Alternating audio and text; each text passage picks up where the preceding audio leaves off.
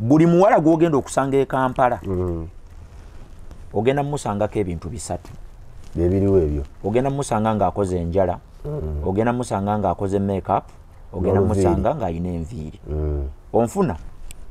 eyo create over demand market already akatale weekali kati omuntu yenna agenda mu 2024 ng'ogenda kukola enjala ennungi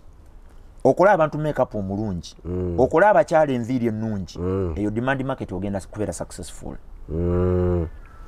kubanga omanya nti nno buli anatambula ku street yetaaga enviiri yetaaga okusiiga enjala yetaaga okukola ka makeup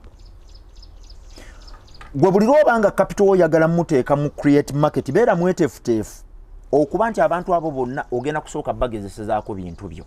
kubanga ekintu teribadde akyagala ze ziri miliyoni 2 osooka oziteekeyo bazikobojjoleke 15 sigazeemu 5